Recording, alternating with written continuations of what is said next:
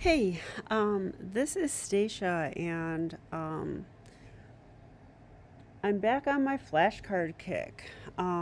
It's funny, I tried to give up my flashcards, but when I do, I quickly regret it because honestly, I think flashcards are important for memory retention more than anything, but also I tend to learn a lot of new things while I go through these. So I think these are just excellent for improvement. I see the types of things I learn in my flashcards and review my flashcards in my real tournament games like all the time. So I am not going to stop this, right? It seems like a pretty good method. So I created something I'm calling the Gold Blitz flashcard set. It's turning out to not be all from Blitz games, but that's okay. It doesn't really matter.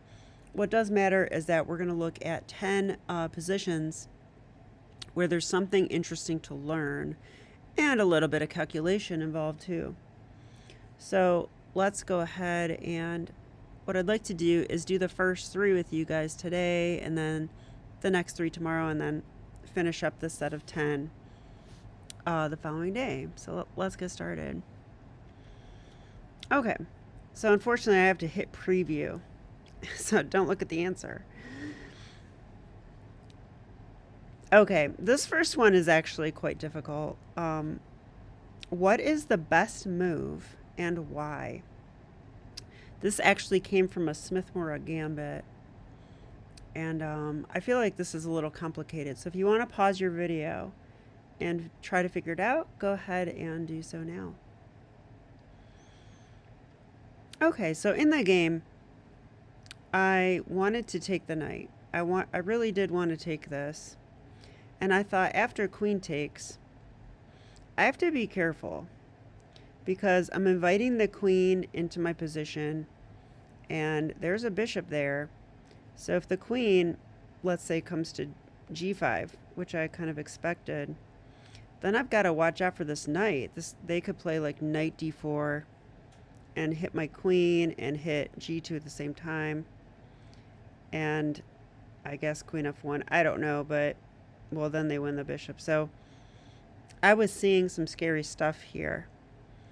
And so I decided to go with knight takes, queen takes, and g3. And g3 is just terrible. Okay, you just can't weaken the light squares like that. And I ended up getting mated. So instead, the best way to play is to take the knight, but follow up with this move, rook d3. Okay, so you can see we rook lift and exploit the rogue queen on our king side. I think this is really instructive because what we're saying is that instead of playing g3, which, doesn't really, it only hurts us. I don't know why I would play that. Instead, now we're saying, the rook might come to h3, the rook might come to g3. I mean, this is really strong. And okay, here's a sample continuation. Yeah, and I think that's the idea of this flashcard, is really not to calculate it all through, but to just remember, because this is the last move that I thought of. I did not see this at all. So we're going to look at a sample continuation. So after f5 and queen takes, because another thing I want to do is try to mate them. But now the best move is rook to g3. And we're threatening rook g6, right? Pretty cool. And yeah, once we do that, then maybe queen g4 comes, and this looks pretty scary for black. And notice also that when the rook comes to g3, remember that g2 square I was afraid of? Yeah, nothing to be afraid of anymore. So really cool idea is that the rook can swing in and attack and defend at the same time. So that is really the point of this flashcard. So, and I just want to show some sample lines because, just really quickly, I always want to make sure I understand. Now g3 is terrible. Let's use the engine because now knight d4 is a thing. Wow. Yeah, knight d4 is a thing because if I take it, I get mated right here. So g3 is no good. Don't do that. But on the other hand, this rook d3 move is really strong. Now, I was afraid of stuff like, well, like I was saying, queen g5 and the knight moving out of the way. If queen g5, there's rook g3, you know? It's really obvious now because we knew we wanted to play that. Yeah, and the best move is queen takes g3, so that's not a good sign. So the queen would actually have to retreat, and yeah, now queen e4. So this is what I was trying to do in the game. Notice that would be checkmate because there's a bishop there. Okay, so lastly, yeah, I was afraid of something, like the knight moving and opening the bishop up. But let's say that the knight, went over here. Now, the point here is that the knight used to guard d4. Now it's not. The rook's even better on d4. Check this out. Where can the queen go? If here, rook g4. Look, I think that queen's trapped. Pretty sure the queen's trapped. Yeah, I don't see any squares at all. Crazy, right? So this is the best move, so white's doing good. So many ideas in this position, and anytime I find positions that I don't understand at all, I make a flashcard of it because, well, positions and ideas like that are going to come up again. And if they don't come up again, at least I'll have the option of them.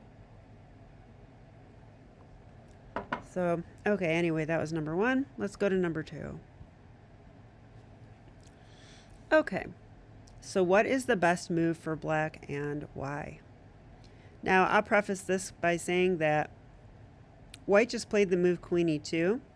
So what happened is I pushed the pawn and their knight's attacked. So they played queen e2 and they said, haha, you're pinned. You can't take my knight. Okay, fine. And I played many blitz games where I did not know what to do here. So I finally looked it up. And I love this idea from this flashcard. So if you want to try to figure it out for yourself, go ahead and do so now. Okay. So the idea is that we want to unpin, right? We want to unpin our pawn. That way the knight will be attacked again. So the most natural move I could think of is bishop e7, right? We unpin and we get ready to castle. Sounds good. But this is where calculation comes into play. Because after bishop e7, the knight can jump into e5. Okay, that attacks that. And we have this really cool move here, queen d4. Queen d4 is going to fork the knight and the bishop. So at that point, they pretty much got to take on c6. It's forced. So check, takes, takes. And the knight is deep into our territory. So we can now play queen c5, and the knight is basically trapped except for one thing. The knight can take the bishop on e7. And then after, queen takes or whatever, I don't know what we've gained there. I don't think that's so great. So the best move is, instead of bishop e7, it's bishop e6. So check this out. Now if we go into that same line that I just mentioned, at the end we play queen c5 attacking the knight on c6.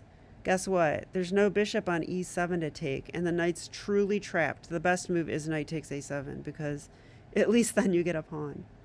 So we'll go through that now. So queen d4. Yeah, and I've already seen this in like at least 2 or 3 blitz games where I got to play this move and win the game like this. Yeah, look. If he could take a bishop on e7, then I think white's fine. But they're not fine here. So, okay, next one.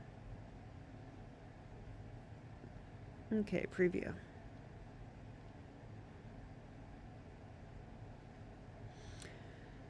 Okay, now I know a lot of these are Stacia-centric, as Michael Jolson would say, because they're based on my games and what I want to learn, etc. But you guys are on this journey with me, or observing my journey, or now you're with me.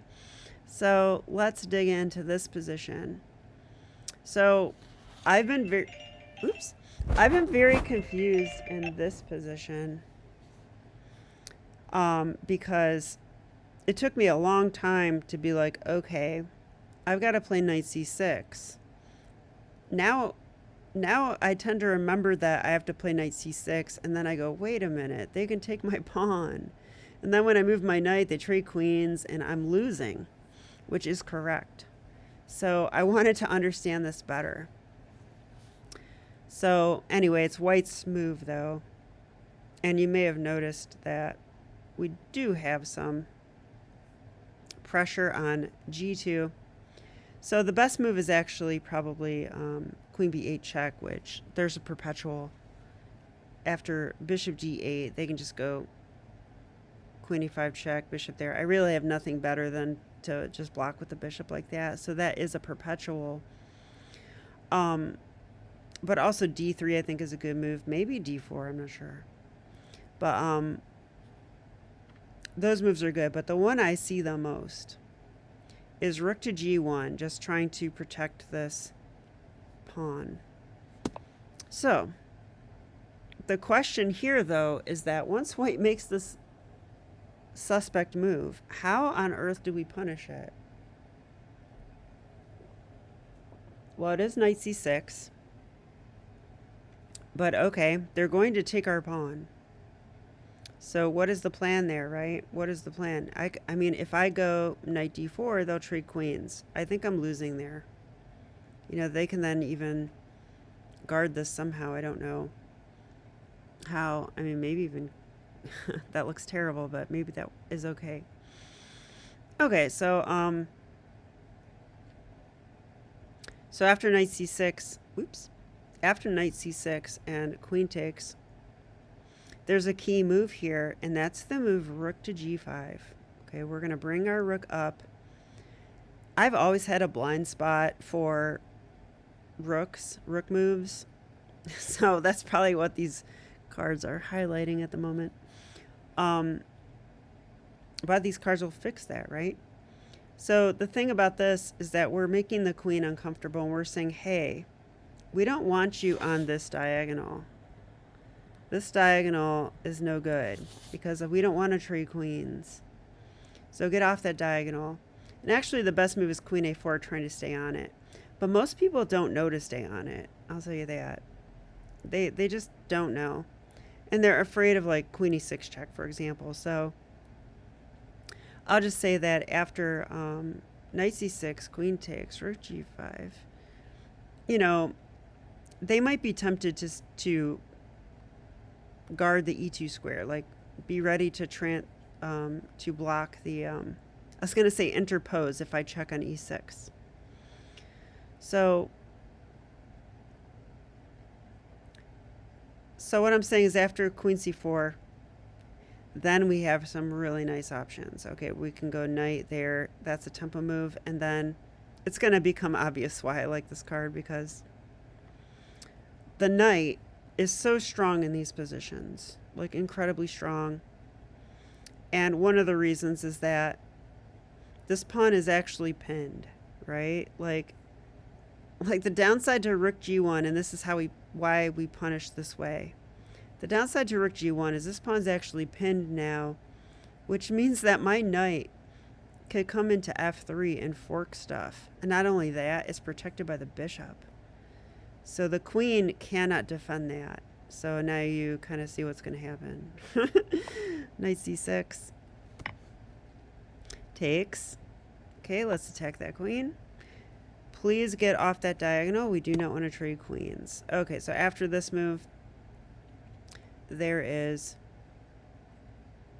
yeah, knight e4 is winning. So the b pawn is pinned. The f3 square looks great for our knight. The bishop is even guarding this square, so the queen cannot stop the mayhem. Yeah, exactly. The queen can try to stop, but she's going to fail. because after check here, check, check.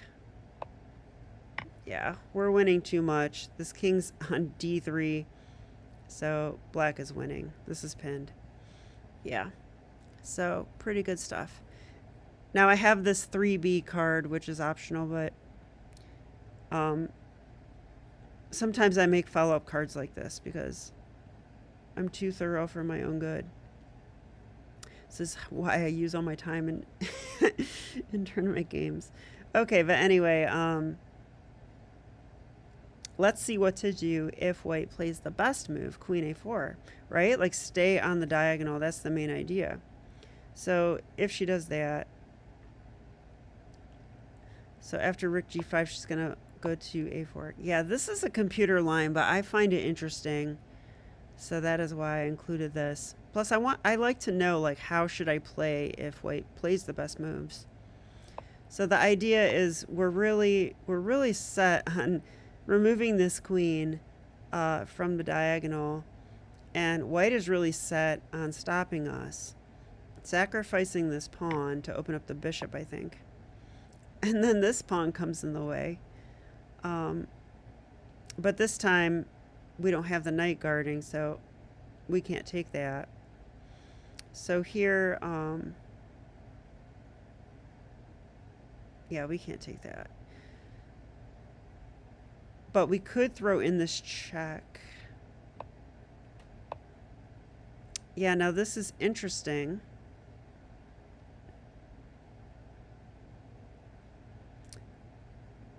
Because by throwing in that check, we actually blocked the queen's defense of the pawn, so we can take that now.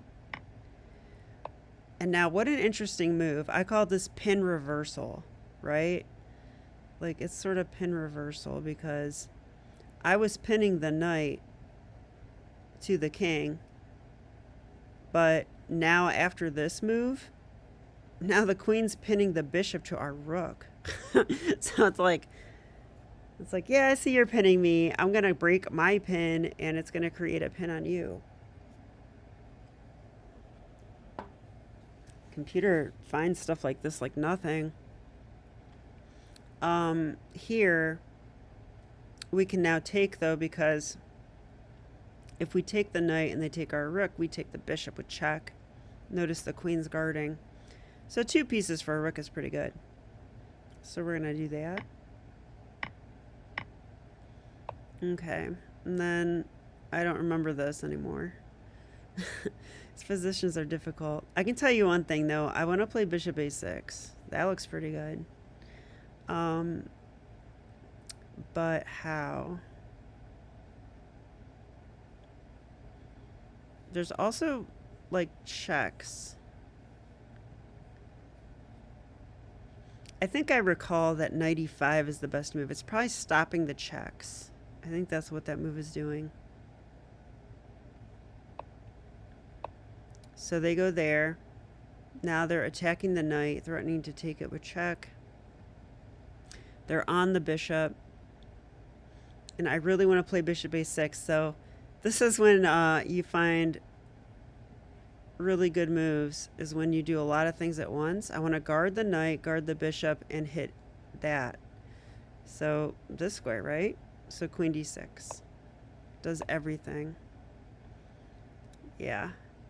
And now what's funny is we can go king f8 here, because after king f8 there's no checks for white, and we're gonna go bishop a6. That looks pretty crazy. And once this queen's knocked off the diagonal, then that's coming in. So yeah, I guess that's it for the first 3. Let me know if you guys enjoyed this at all, and I'll be back shortly with the next 3. Okay, bye.